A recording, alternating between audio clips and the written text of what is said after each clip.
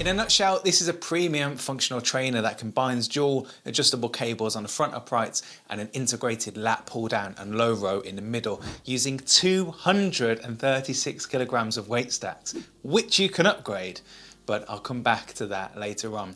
Rather than dump all of the pros and the cons at the end, I'll walk around the rack piece by piece, because with something this expensive, the details really do matter.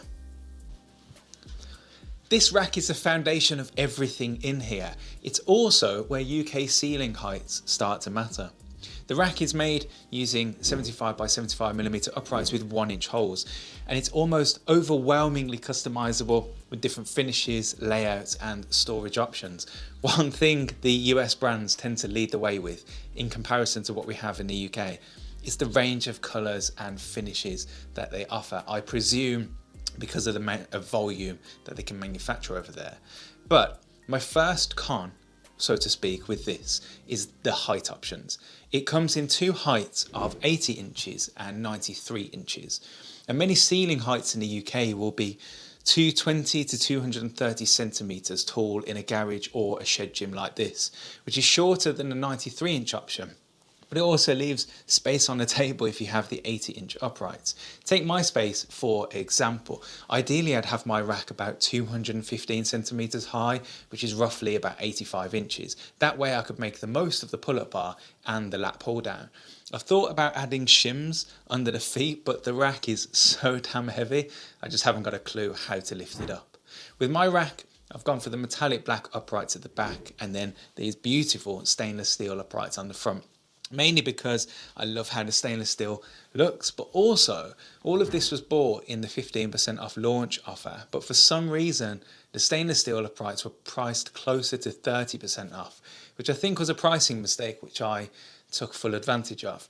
If you want a similar look but you don't want to shell out for the stainless steel, I really liked the clear coat when I visited the showroom, and it's half the price of the stainless steel. Now, the metallic uprights are smooth and premium, plus it matches the hardware for the Erez 2.0, so it feels closer to one unit. I do reckon that there'll be scratch magnets though, so let's see how I get on with that. Now, the rack itself is excellent, but when it comes to UK home gyms, I just don't think the heights are quite dialed in to what we need.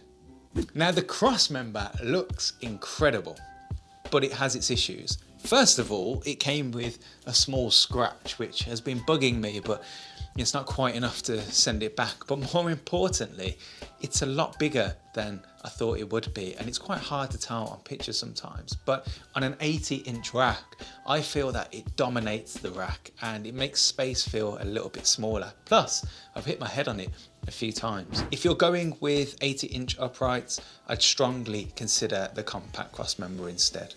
Some of the accessories are genuinely best in class, but then others feel oddly out of place at this price. As standard, it comes with a couple of accessories. The lat pull down bar is one of the better feeling bars I've used. The knurling is fairly aggressive and it feels very, very premium, especially next to some of the cheap Amazon kit I've been using for the last year or so.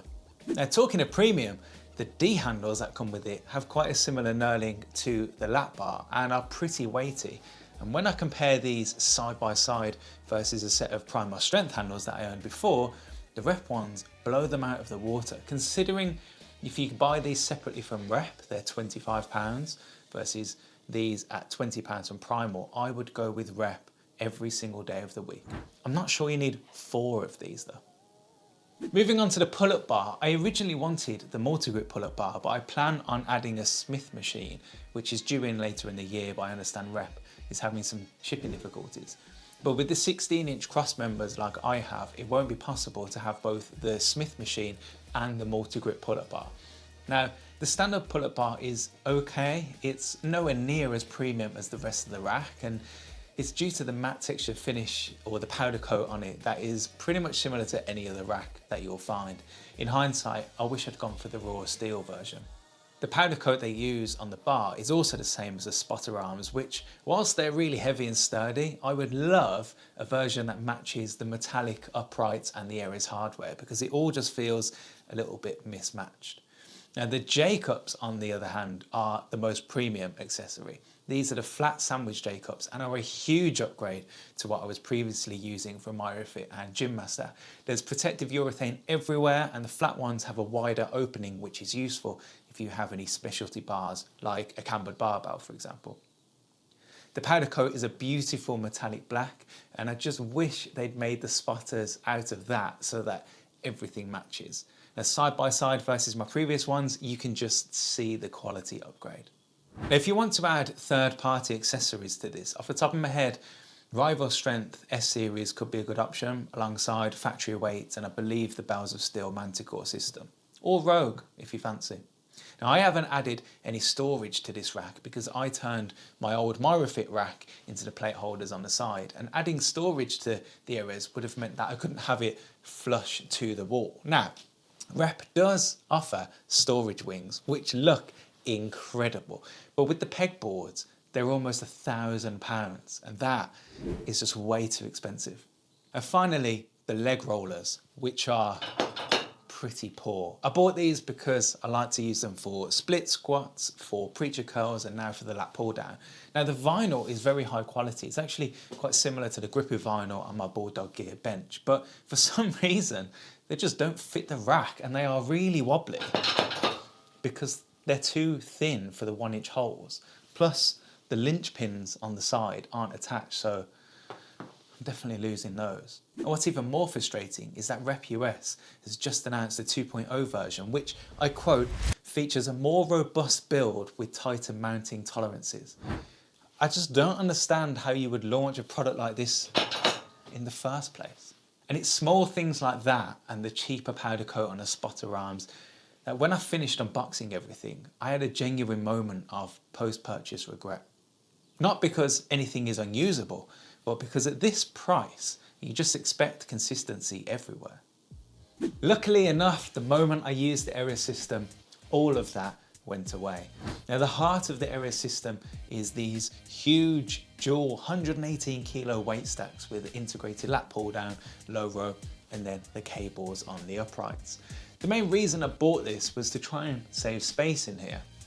Previously, I had a Mirafit M3 rack, or the half rack, and a separate primal strength pulley tower on the other side. Now, because the Mirafit rack had base feet that extended quite far out into the floor, the actual footprint of the areas is around the same size as the M3, plus I no longer need to have a home for the separate pulley system.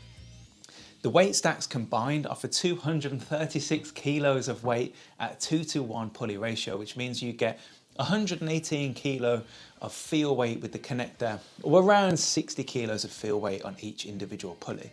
The weight stacks are still made in pounds, so you do get random kilogram weights. So 35 pounds is 15.9 kilos. I do wonder if they'll change that like they did with the Repins. Now, you can actually upgrade this to a total of 280 kilos or 140 kilo combined feel weight, which, to be honest, I didn't even consider. That's just way too heavy for me. The biggest positive for me, especially coming from a cheap pulley tower, is just how smooth and quiet this thing is. It feels like a legit cable machine that you get in a commercial gym. A pro tip, make sure that you apply 3-in-1 oil during the assembly process on the pulleys, the guide rods, and even the foot plate, which will make it even smoother. Now, I did have an issue with the guide rod, and I still do from time to time at lower weights, where it bangs into the weight plates. I think it's slightly bent, but I just rotate it around a bit and it solves it. It's not a deal breaker.